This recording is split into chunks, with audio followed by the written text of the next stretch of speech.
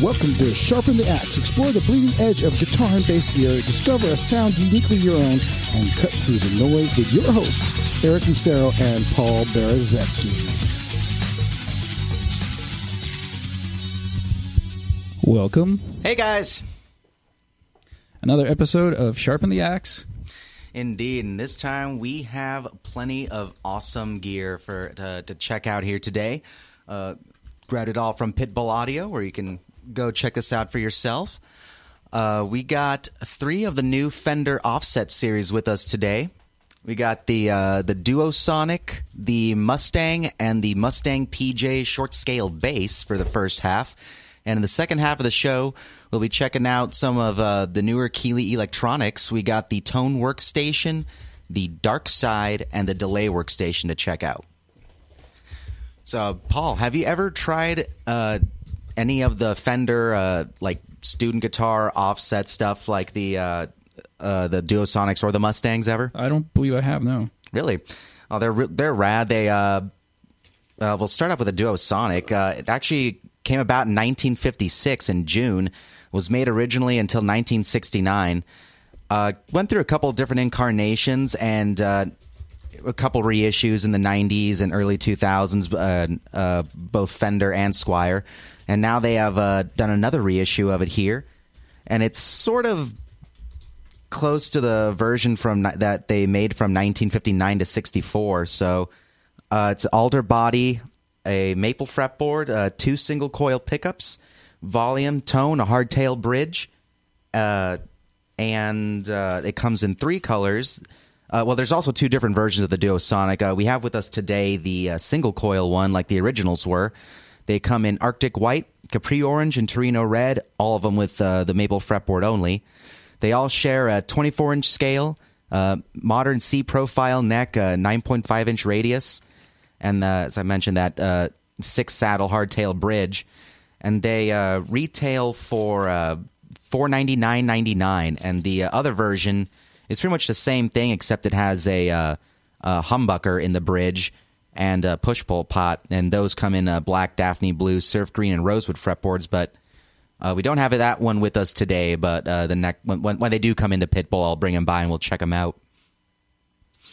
Did these come in? Were these made before the Stratocaster or after? With the afterwards? Afterwards. Yeah. So do you know why they just decided to remove the middle pickup?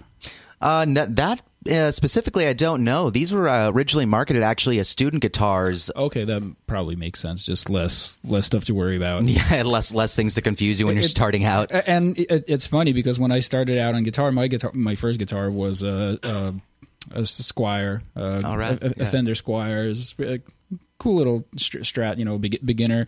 And when I just started playing, I didn't really have the tonal sophistication to really tell the difference between all the positions on the selector switch. Yeah. I was like, I don't get it. What do these do? Yeah. And granted, I had a crappy little amp and maybe didn't really hear all the nuances, but I think it was just an experience, just not knowing how to listen yet. So that kind of makes sense why for a student maybe you don't need to give them all those options. Yeah, exactly. Don't confuse them when they're just starting out.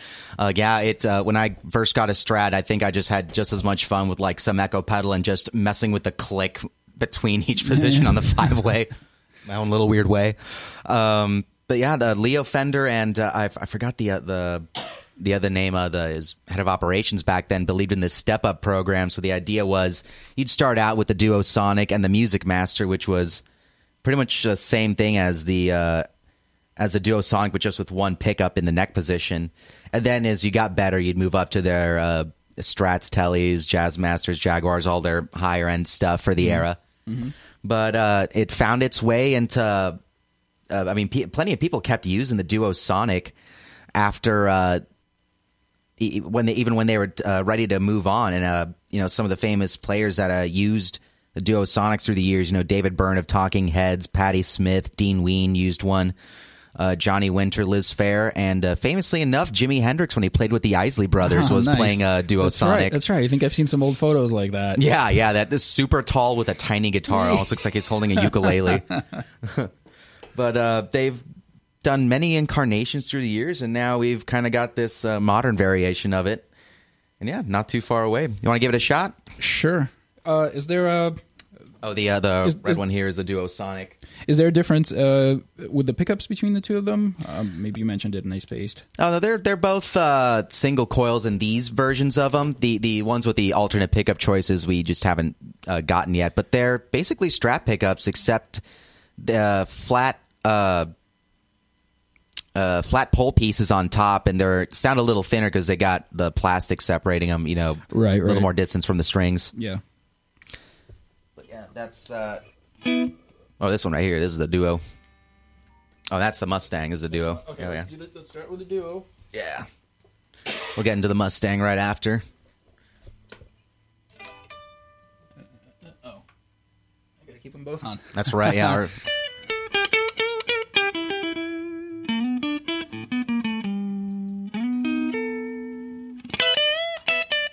Oh, and we're running this through my Mesa Boogie F50 amp, just on clean, pretty flat, clean, very clean and pristine.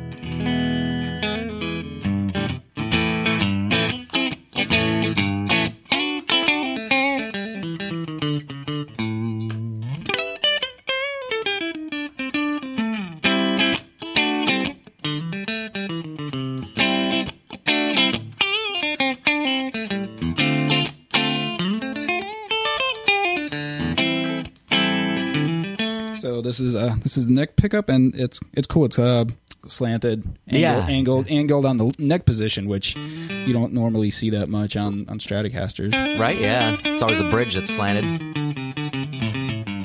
Well, enough. I think the bridge is straight on this one, so it's almost a reverse deal. Yeah, kind of reverse Strat. And they got that classic Fender single coil sound. I mean, it's what's not to like about them, unless you just don't like single coils.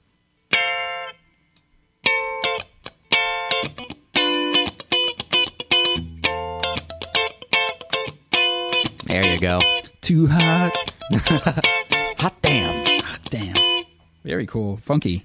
Yeah, right? Here, let's, even though we're going to try it later, let's try it with a little bit of the drive from the Keeley Tone Workstation, see how that feels.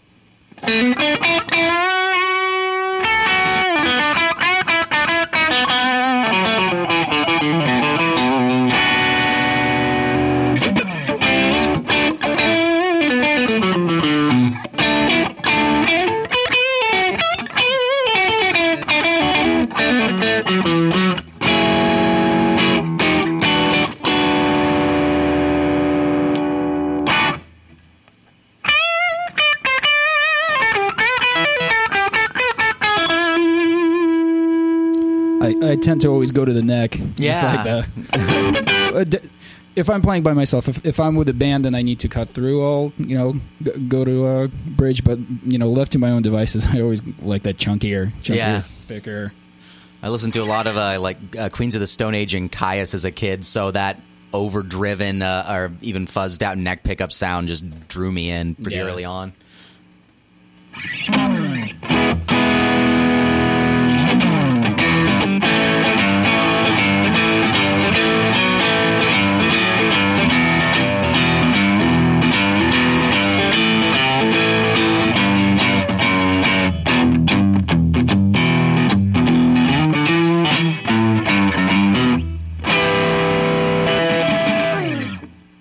Very nice. How's that feel for you, Paul? Really good. I like the nice chunky maple neck. It's cool. I dig it. Nice. Yeah, they're really awesome. We've had a lot of customers come in, and even some of the old timers like, oh, I remember when those first came out. I had one as a kid, that kind of thing. And it's also priced well, which I like that Fender did. It's not too much for a well-built beginner guitar. Yeah, and I'm really digging the pick guard on it that looks like a precision bass kind of thing. Yeah, it does. It even kind of has that almost minty, sort of off-white sort of thing. Yeah. But I'm sure these will be selling, and as mentioned earlier, made in Mexico. Are they? Yep. Yeah. All right, made in the Fender Mexico factory. Viva Mexico. And when we get the humbucker version, we'll definitely bring that in. And I thought it was interesting, which I hope I get to ask them about when we do bring in the humbucker version. It's a Duosonic humbucker, so something new from them. Oh, nice. As far as I know, so I'd like to... And I take it those weren't around in the 50s and 60s? I think Gibson might have had that with a PAF, so Fender just stuck with the single coils. Mm-hmm. As far as I know, I could definitely be wrong.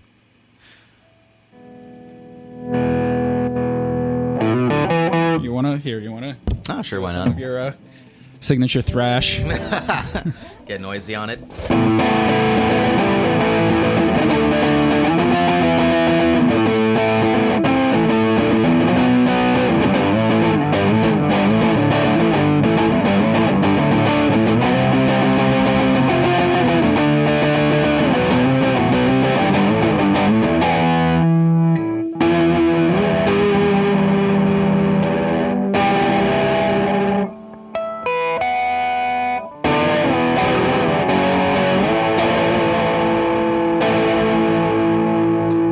Did you guys set these up at the shop? Did you work them in at all, or are they just straight from the factory? These are straight out the box. Really? Yeah. This is how they are. They're actually set up pretty nice. Right, yeah. Not bad at all. But, I mean, we do have Sean over at of Hutchins Sons Guitar Repair at Pitbull Audio now, so if you ever need anything set up, by all means, come in. Oh, here we go with the tone rolled up. Get a little bit more snarl in there. I'm slipping off my cell phone in my pocket.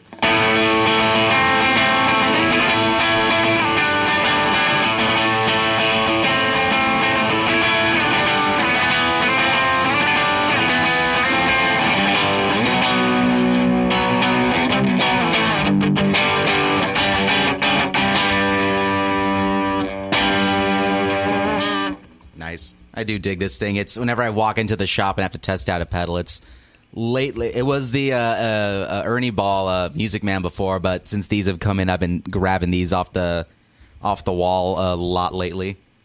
Loving them. Nice. And those feel like they have 11 gauge strings on them. Is that? Yeah, you know what? Do they come with them, or is that someone at your shop put those on? No, this is what they came with, and I was even talking to one of the other employees about this. Of, why don't they put 10 to 52s or 11s? Please, yeah. Any companies out there that are, you're probably not listening. I hope you are, but stop putting 9 gauge strings on your guitar. Yeah, please. Yeah, it's pretty please. You go into guitar and pick up like a $3,000 guitar and it plays like a toy because it's got tiny little strings. Yeah, it makes me laugh sometimes. I get the Soares in. I pick up this beautiful $4,000 instrument and just I can bend this high E to the low E side. Yeah. It should not be that just by way. looking at it. I have Jedi powers now. I can bend strings with my mind. Oh yeah, I like 11 gauge strings too. 10 maybe I could deal with, but yeah, I was 10 to 52 forever. Now I've gone to 11 to 54 and Diodario NYXL. So now I'm spending more, but it's so worth it. Yeah. They're great strings. Yeah, they are great. Which we'll have to do an episode on. We'll probably do many episodes on strings over time, but get into that another time. I think I'm the only person I know that always breaks strings playing rhythm. I don't like that. That's an awesome thing. I mean, unless you break it on your backup too and have no tag, then you're just I usually don't do one at a time. One at a time, but it's always like spanking funk rhythm that I'll break like a D string. Like nice. I don't break a high E necessarily doing bends. I'm careful with those, but just on a chordal strike, just check and done. Yeah, I whip them so hard, making Nile Rodgers proud, man. Oh, for sure. That's what I try. He probably doesn't break strings though. No, he's too cool to break strings. Yeah. If he breaks a string, it's on purpose. For a fact, I meant to do that. Let's. The next one on the guitar side would be the Mustang, which, especially if you're in that a grunge, post rock, punk world, you definitely know the Mustang. Introduced in '64, they made them until 1982. That was different from it was actually another student guitar like the Duosonic or the Music Master. It differed in that it had the offset waist compared to the Duosonic. And actually after the Mustang came out, then the Duosonic and Music Master kind of adopted the slightly offset waist thing as well. What I noticed This part you're talking about? It kind of, like on a Jaguar or a Jazzmaster, sort of. It's a little offset towards the bottom of the body, and maybe on the top horn just a tiny bit too. Mm-hmm. That still amuses me. The tiny, short, stubby horns on the Mustang and the Duosonic. Love it. The one thing I noticed right when I unpacked this thing right out the bat was it's missing. Well, not missing. It just didn't feature the usual Mustang controls in the past, which was two little three-way switches, not like the toggle that's on these. The little plastic slider switches. Yeah, those confuse the hell out of me. Yeah, I mean, they gave it great variety, which I found funny for a student guitar, but that you could make it turn on both pickups in phase, out of phase, and various combinations, which was cool. But I like the strip-down thing they've done with this reissue of the Mustang, which is just the two single coils, both slanted, and a three-way switch, master tone, master volume. It is pretty bitchin'. It is alder body, and like the Duosonic, it's 24-inch scale neck, 9.5-inch radius. This comes with a maple fretboard. They have a dual P90 version. Ooh. Yeah, right? Nice. I was waiting for those to come in, and they just didn't. But again, like with the Duosonic humbucker version, I'll bring in the Mustang 90 at the same time, and hopefully we'll get someone from Fender on the horn to talk to us. But yeah, this one's master volume, master tone, the three-way switch, pickups, and that's it.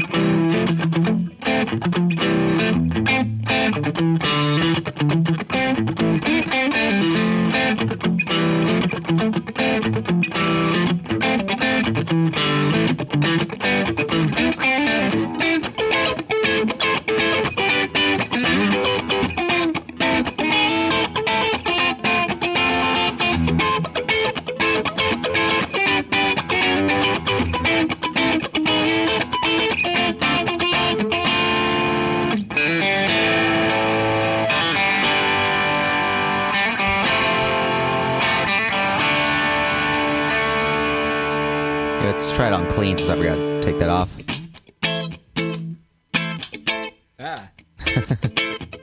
Actually, I like it here.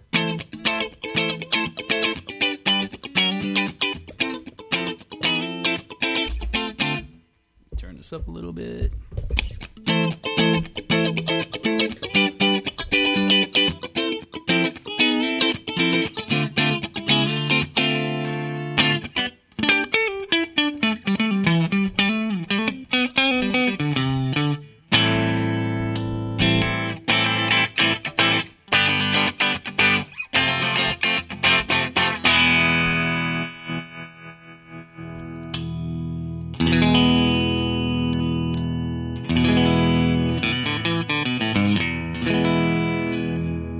So on both of these, the selector switches and this is right by the bottom horn, which is kind of a mixed blessing. It's very cool for especially the kind of playing that I do, to like you could quickly just switch it to whatever, but you got to be careful not to slam into it as you're strumming, because it's kind of, if you tend to play by the like base of the neck, by the neck pickup like I do. Yeah. So it might be a problem for some funk players and ska players who are right up on the neck. But as we were actually mentioning that before we went on air, that other guitars that have that lower horn switch, like say the Starcaster or something like the Guild Starfire, not a problem. But because these were smaller body guitars meant for students, it's cramped up closer, and it does become a problem. What does a 12-year-old know about nasty funk anyway? That's true as hell, yeah. So I'm gonna get up on this thing here. Turn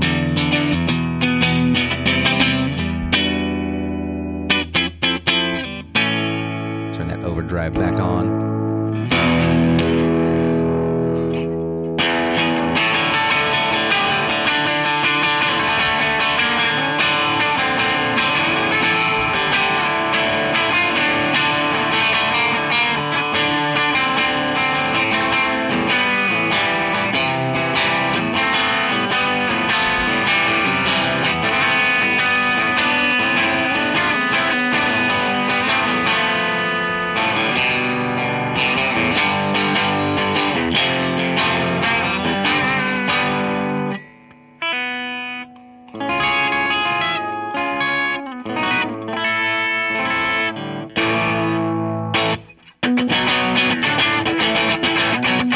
That's it.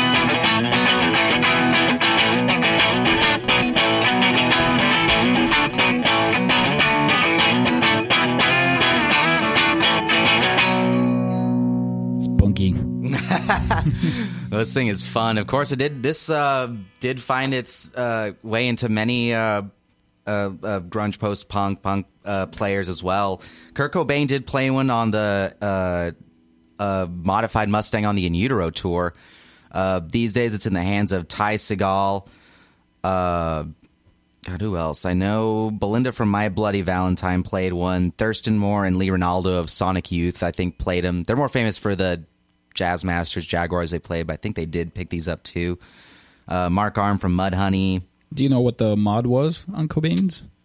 I want to say it was a Seymour Duncan JB in the bridge. Nice. Yeah, and they actually did make a signature model for him in 2012. Oh yeah, I did write it down here, yeah. With the Seymour Duncan bridge pickup and a Just-O-Matic bridge. That's a single coil? No, that was a humbucker. Humbucker. Yeah. Nice. I put one in my Strat. I love it. Nice, rich harmonics on that. And this one's been the Mustang has been reissued several times too. And actually, they made the modern player version in 2013 with P90s. So it's again, when we get the P90 version, I want to ask them what's the difference between that one and the new one. But this thing is pretty awesome. It feels comfortable. It's that 24-inch scale, great to play on. I like the laminated maple neck. Yeah, it feels great, and it of course, especially if you grew up with Fender, I mean the new modern C shape. Well, I don't know how new it is, but comfortable as hell to play on. Easy, just nice and easy. Very, very cool. All right, now the last one that we have out of these is the Mustang Bass, which has PJ pickups. So the Mustang Bass did originally come out in 1966. They made it till 81. It's a short scale, which on bass means 30-inch. The original one was reissued by Fender in 2002, and then Squier did a version and another Fender version in a Pawn Shop series in 2013. But this new one has a passive P-bass pickup in the middle, a J-bass pickup in the neck, and just volume, tone, and a three-way switch.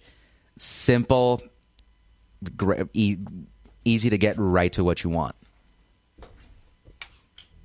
Oh, and before I forget, the Mustang single coil that we were just playing cost $499.99, and it comes in black, olive, or Olympic white with maple fretboard. We forgot to tune this, didn't we? I thought I did. I could definitely be wrong. Maybe that's just my playing. No. Although I do appreciate the grooves in the heart.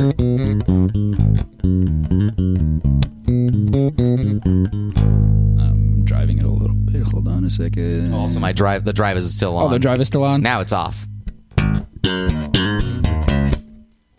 Tino's going to start making fun of me. That's not how you slap. White boy. Oh, I'm not going to turn your microphone on, and you're just going to make fun of me. It's turning into a roast. Oh man, Bootsy would if Bootsy was not with us, then he would turn over in his grave.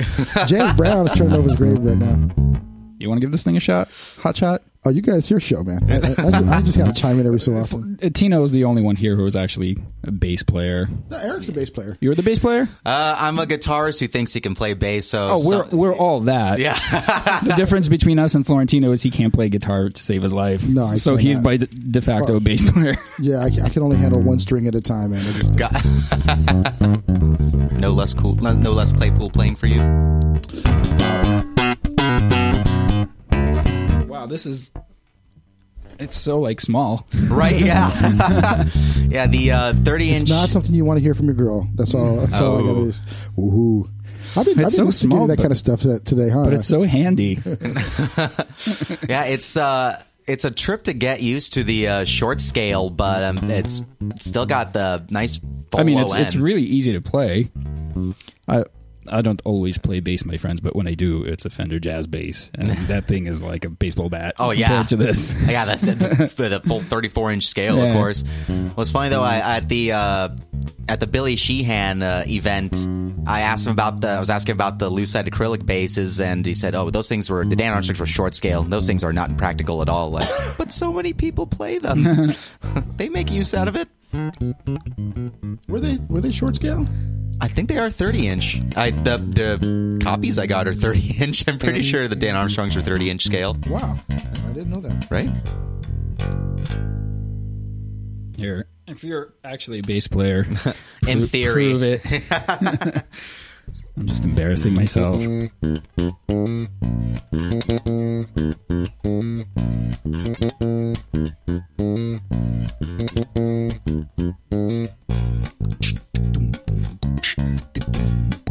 Oh, snap. Don't give me any other beatboxing now either, dude. I have a very, very limited set of skills, and none of these is one of them. Not beatboxing, not bass playing. None of that? No? No, where they made, I might have missed that as I'm going through switching and all this other fun stuff over here in the video in Facebook Live land. By the way, this is our first day doing this with Facebook Live and simulcast with our normal stream, so it's pretty cool. We got a few folks on there, and awesome. We had a pretty crazy day with Danny Serafine and our good friend Bill Champlin from the band CTA, formerly of Chicago, and they came on, and it was a crazy day. So this is kind of our historic day. We're kind of light. We didn't do a whole lot of promotion of this particular one, but hopefully people who just joined in are enjoying seeing the video to go along with the audio.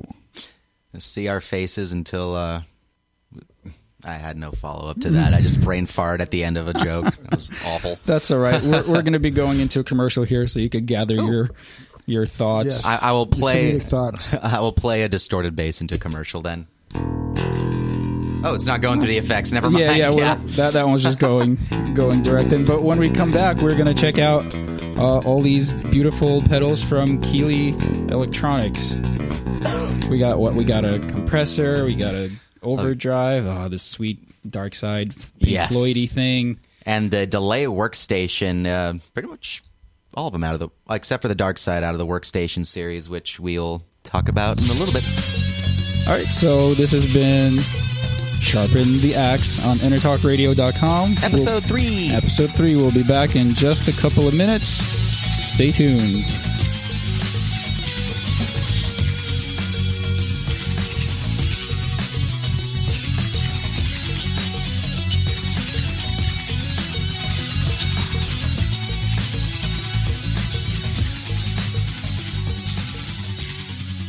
Are you serious about your music? Are you ready to run with the big dogs? The experts at Pitbull Audio have the gear to get you into the game. From leading manufacturers like Mesa Boogie, Fender, Pioneer, and American Audio. To sound your best, you need the best. Pitbull Audio can deliver in rehearsal, on stage, and into the big time. Dropping beats, shredding guitar, or making the crowd roar. Whatever you dream, Pitbull Audio can help make it happen. We are Pitbull Audio. We want you to play it loud. PitbullAudio.com. This is Jackie Bertoni from Jackie's Groove. Come join me weekly on my journey through the music business as I take you behind the velvet rope, interviewing industry notables such as Al Di Meola, Michael McDonald, and Al Jarreau, to name but a few. Listen to their stories on being in the studios recording #1 hits and onto the stages throughout the globe. Allow me to be your music historian. You can hear me live every Monday at 2 p.m. and every Wednesday at 12 noon Pacific Standard Time or 24/7 on jackiesgroove.com. Ready to get your groove on? Hi, I'm Tim Dolbear, the host of Sound Experience on Intertalk Radio. Each week, I talk with top professional audio engineers, producers, musicians, and the manufacturers that make the tools that we use in the studio each and every day. From capturing the perfect take to mastering your final release, and the tools and how the pros use them, we are going to dive deep into their process and learn from their experience. I look forward to you joining us each week on Sound Experience with me, your host, Tim Dolbear.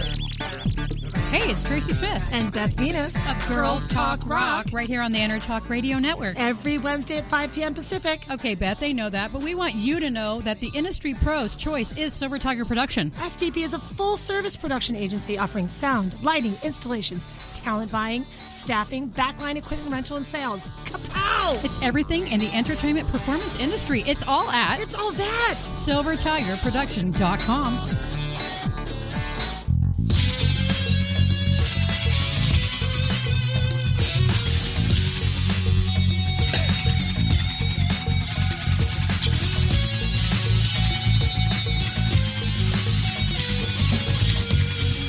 Welcome to Sharpen the Axe. Explore the bleeding edge of guitar and bass gear, discover a sound uniquely your own, and cut through the noise with your hosts, Eric Lucero and Paul Berezetsky. And we're back. What's up? See, that wasn't that bad. No, not at all. Not at all. Just a little something to pay the bills around here. All right. Going into it, we have 3 pedals made by Robert Keeley here in Keeley Electronics. First one here, sorry, before you jump in there. Oh, sure. How long has they been a pedal making company? Because I found out about Robert Keeley back when he was doing all these mods, and you have to mail away your pedal to him, like a Boss pedal. He would take all these stock Boss pedals and swap out the resistors and all that, and give you back something that sounded 10 times better. And I actually still have a Keeley modded Boss blues driver. I had that same one for a bit. Yeah, the Keeley blues driver. I see him pop up on Reverb every now and then. It's tempting to snag one. I don't use it that much as a main overdrive. What I've been using it for is in always in pair with a Boss octave. Okay. And the way I have them hooked up, they're like right next to each other, where I just like slam on them both together with my foot, and it's like together those two are just like 2 peas in a pod. They sound freaking awesome. I dig that.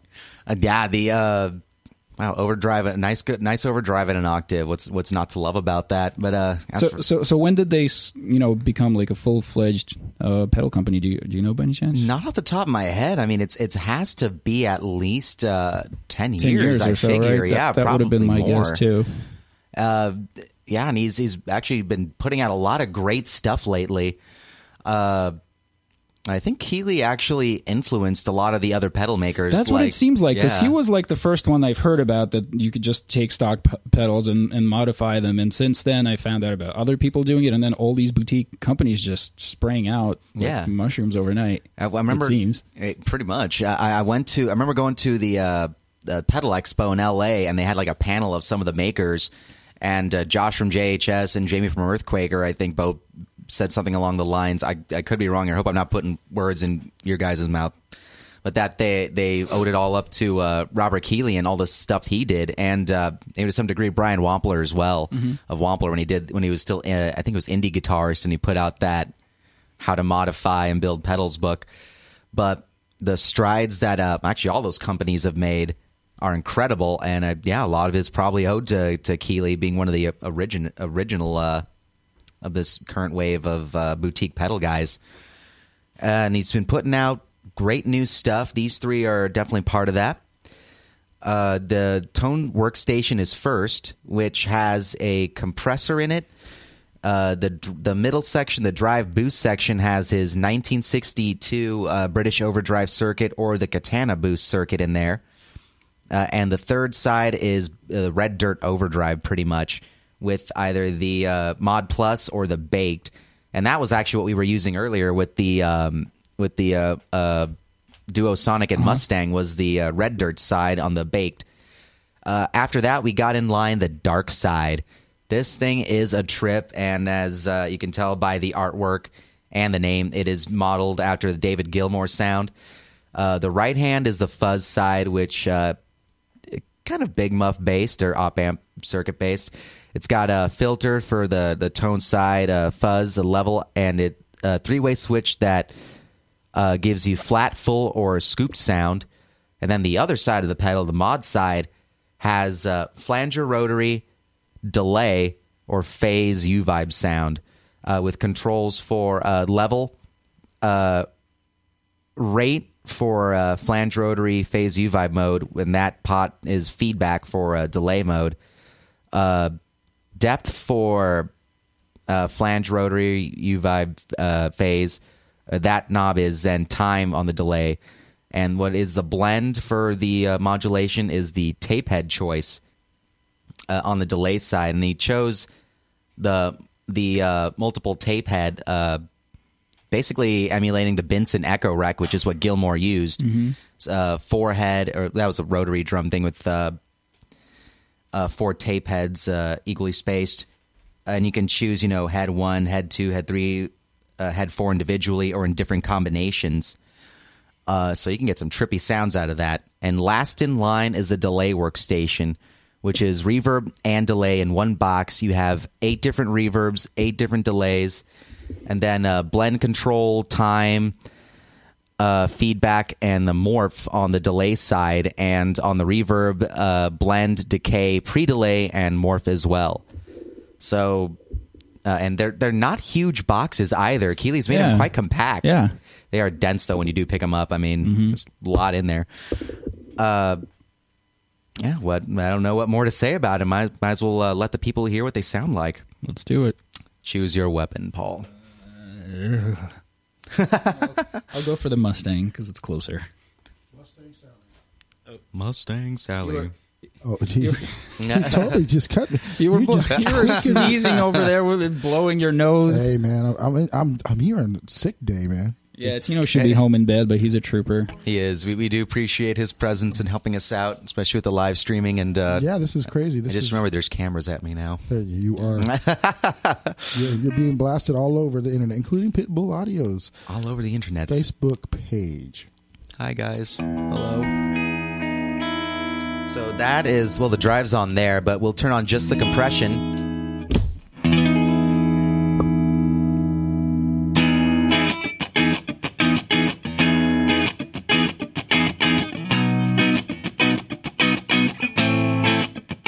And on the drive.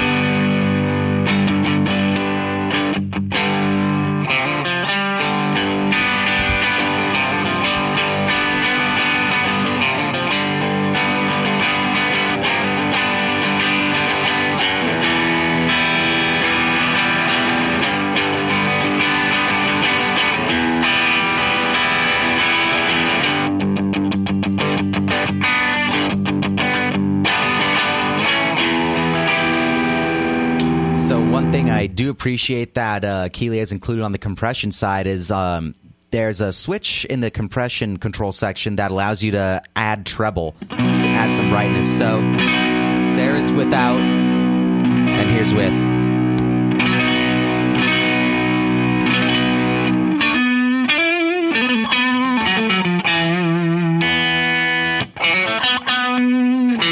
I'm just can't decide on the selector. Let me hear it without the bright. And switch on. Yeah, adds a little edge to it. Just a little bit, yeah. So we'll turn the treble off, and now on the middle section you can switch between, like I said, the 1962, which is that British overdrive, or a clean boost. So here's with the overdrive, and the compression's still on. And here's the Katana clean boost side.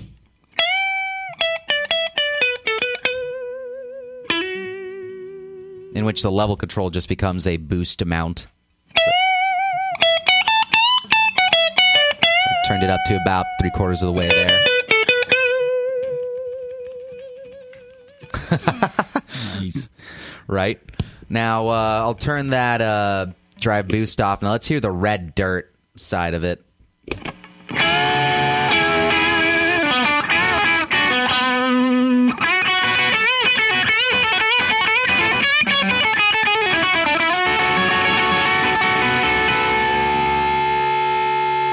So that's the red dirt side, and that's with tone and at noon, and the gain at about 2 o'clock. Now there's the mod plus and baked switch, the baked being high gain.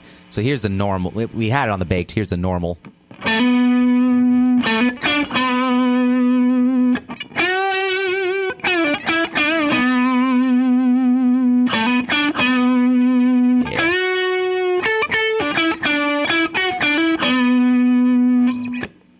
Nice. Here, we just went back on.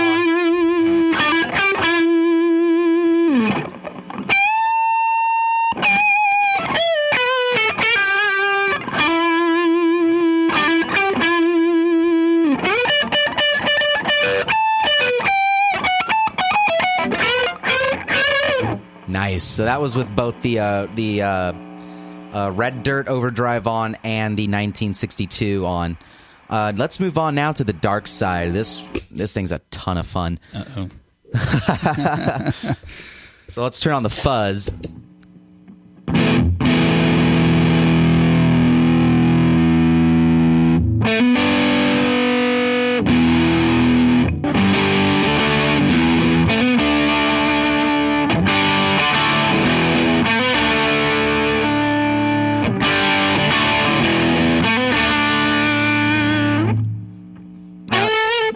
Now, that I left it in the full position on that mini toggle, but just hold out a chord so I can show them what the filter does.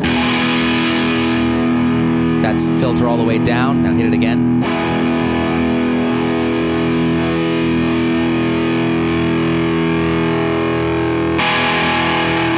That's filter all the way open.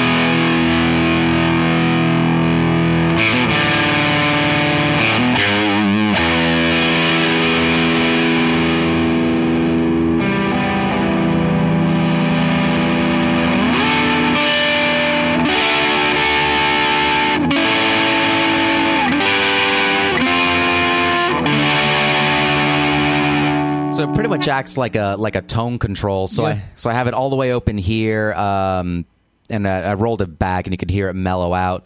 Now with it all the way open, let's give that was on full. Let's try the flat.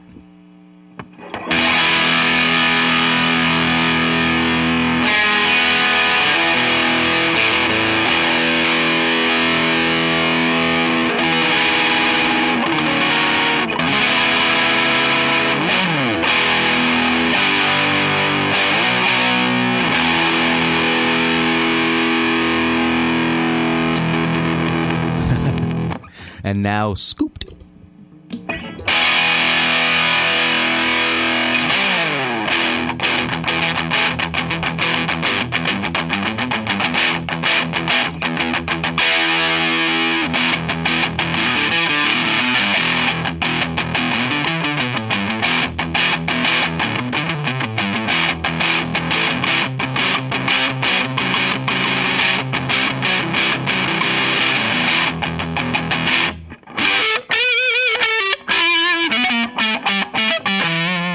Nice. So I kind of like the flats. I'm going to leave it on there. Now we're going to turn on the trippy part. All right, what do you want to try first, Paul? Flange rotary, phase U-vibe, or the delay? U-vibe. U-vibe. Right?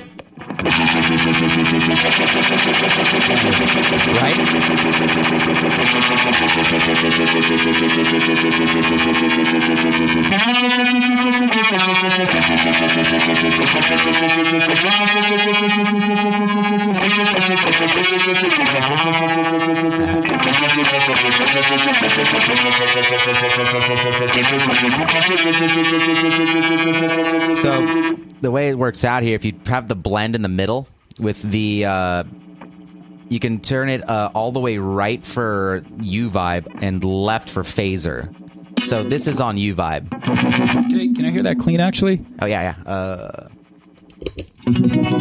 Oh, and the compression we're keeping on from the Keeley. Yeah.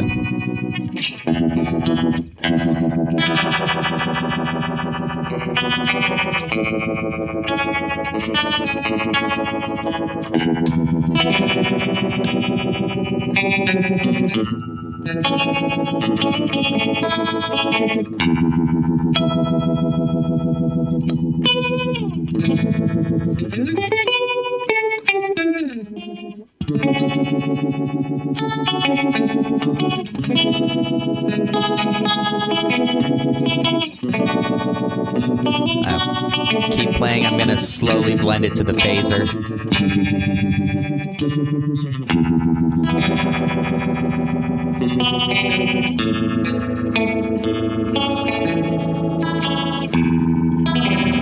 That's cool. Slow down the rate a little. So you're not really switching from one effect to the other. You could kind of blend from one to the other. And actually, when we first turned it on, it was pretty much just right at, like, not even between noon and 1 o'clock. It was here earlier. So now this is full just phaser.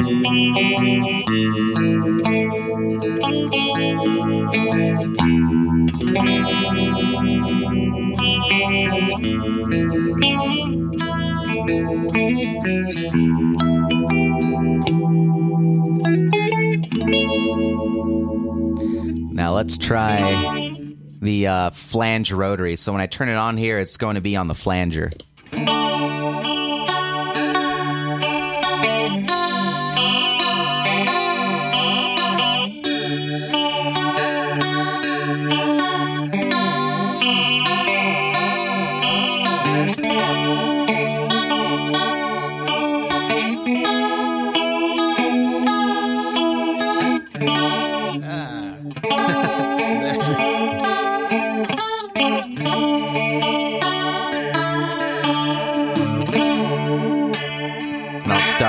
Keep playing. I'll start moving it slowly to the rotary mode.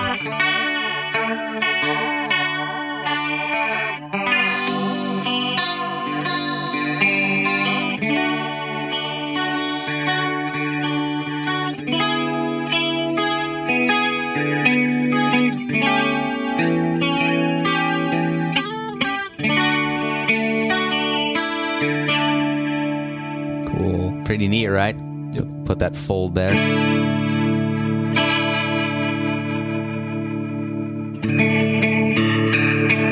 That's the rotary. I could kind of hear it speeding up. Yeah, and I actually like that it kind of had a delayed, like Yeah. Leslie that's braking or speeding up kind of has that little delay, so it'll slow it down. A little faster than I That thought. doesn't have foot controls for that, right? You just have to do it with the knob. There actually is an expression input, that's which right. dumb me, I forgot our Mission EP1. Yeah. That's right. I'm sorry, Paul Shedden. We don't have I'm enough sorry. space on this desk anyway. Yeah, we're running out. There are more Keeley workstations. So when we bring the other ones in, I'll bring the EP1 in to mess with these. But another cool feature on this, now that we're looking at the expression jack, is he actually included a insert and included a cable to take it out, so you can actually put other effects into this, because it has that like on a like inserting effects into a channel on a mixing board. Oh. Huh. So it's got the tip ring sleeve, the TRS input right there next to the expression, so you can put in whatever else. I mean, there's so much on this already. I don't know, another modulation, tremolo, whatever you want. Stick another fuzz circuit in there if you want to stack them. And then you could use the controls on the pedal to affect that. Yeah, I mean, you know, say you put in a boost, you know, you have the boost level separated, and then when you want to kick it in, you have to actually kick on that separate pedal. Mm-hmm. But it is a neat feature to add additional effects into the dark side. So props to you, Mr. Keeley. Yeah, very, very cool. Now we're going to get trippy, and we're going to go to the delay.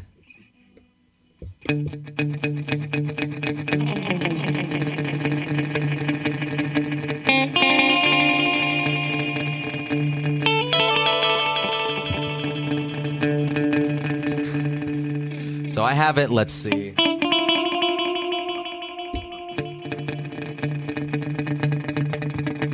I'm pretty sure I have it at number 7, which is just head 3 and 4. But let's go to 8, which is heads 1 and 3.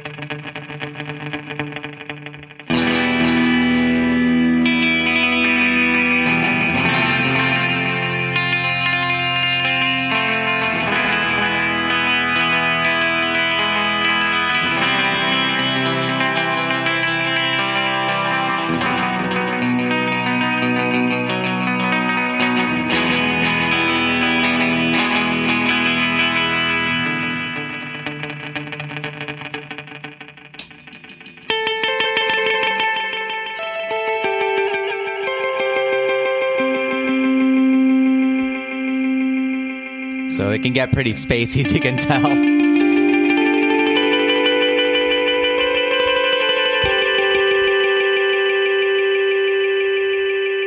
It's like there's cool harmonics going on, and yeah, as it drifts up.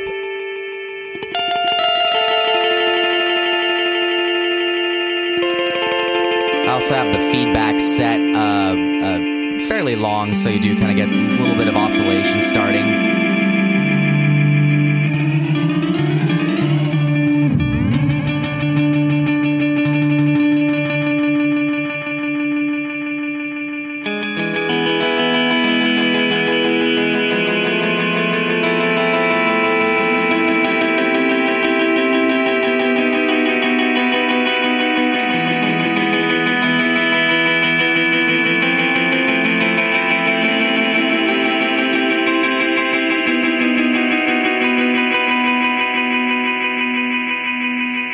That is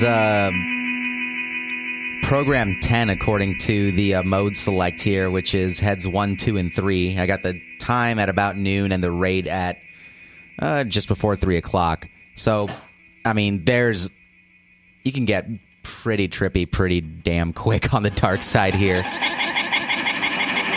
There we go.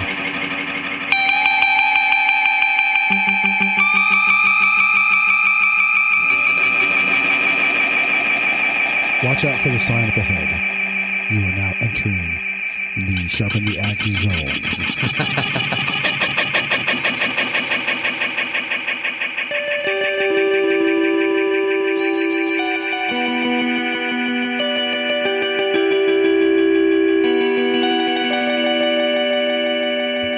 You know, if you let this guy go on, he'll be playing with tones forever, dude. I listened to so much of that spacey stuff that I just kind of started getting drifted into it. Like, oh, I like this. Oh crap, I have a radio show to talk on. Yeah, wait a minute. Let's hear the reverb. Oh, yeah, so the third one that we're going into is actually another delay. It's the delay workstation. So this has... we were still on dark side, huh? Oh, yeah, we were still on dark side. We haven't even jumped into this thing. We got one more pedal to play with. Oh, yeah, we got enough time here. Yeah, when you get Paul on the dark side... Don't give me a Pink Floyd delay pedal ever. I'll note that for future. This last one, the delay workstation, has reverb and delay. The 8 different reverbs, 8 different delays. It has tap tempo and separate on-offs for the delay and reverb. So what looks good here? We'll do, you know what? Let's do a shimmer reverb. People seem to like those. That's what the kids are into these days. Right. Take them to church.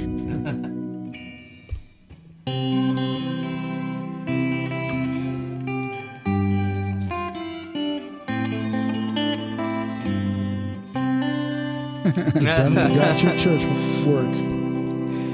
And the morph in this case, the morph does different things depending what you got it set on. So with the shimmer, it's the amount of octave up. So let's put it on full.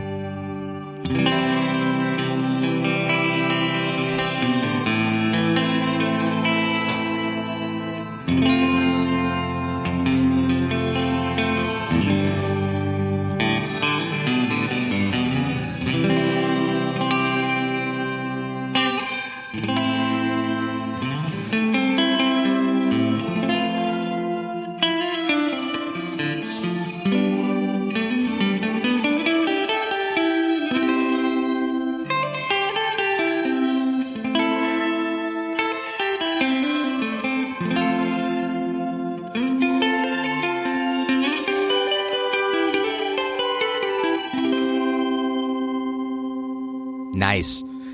So let's turn on the delay along with it. We'll actually set this to a hall reverb, something a little more normal.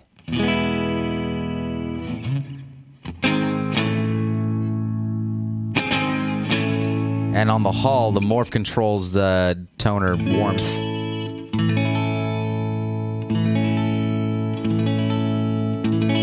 So here it is, maxed out.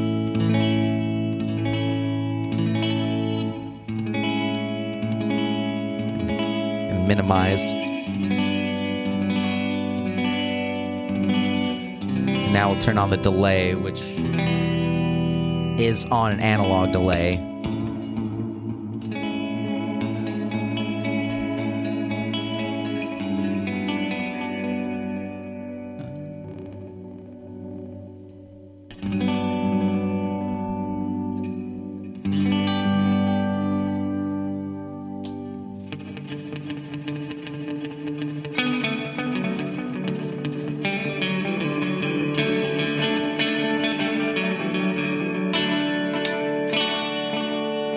hear that with some a little drive? Yeah, sure.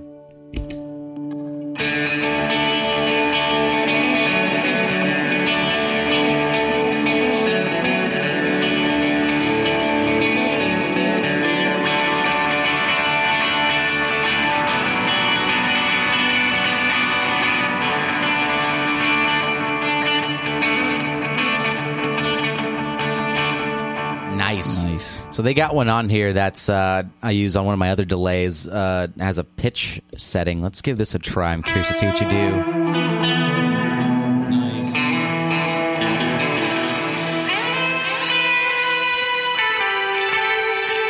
So the morph, in this case, adjusts the octave, down, left, up, right. So I have it going about 2 o'clock on the right-hand side. So it's just octaving the reverb, right? Not the note you're playing. Oh, it's the delay on this one. The delay. Yeah, so the repeats so just are the tail. octave, yeah.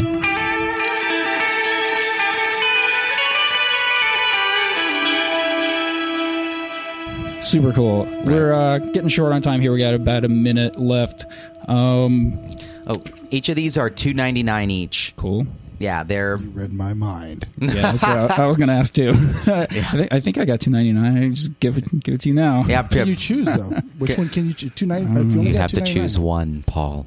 I would just throw them in the dark sack and one just pedal to control them. Pull one out. One pedal to control to them rule all. them all. That's right. Very cool. And I guess you could find them at Pitbull Audio. Yes, indeed. Come on in. Come talk to me, Eric, and I will try them out and see what you like. Maybe next time I'll let you play the guitar too a little bit. I play a little bit of guitar. I totally had it set up for Eric because last time Eric played, and then all of a sudden we had to do camera switching. I was hogging it this time. I hogged it last time, so it's all good. Yeah, it'll all balance out in the end. Thanks for tuning in, guys. This has been Sharpen the Axe with me, Eric Lucero, and Paul Berezeski. EnterTalkRadio.com and Florentino. Don't forget. Yeah, just kind of chiming in here on the video. So we will see you guys folks. next week with more goodies. Plenty more goodies.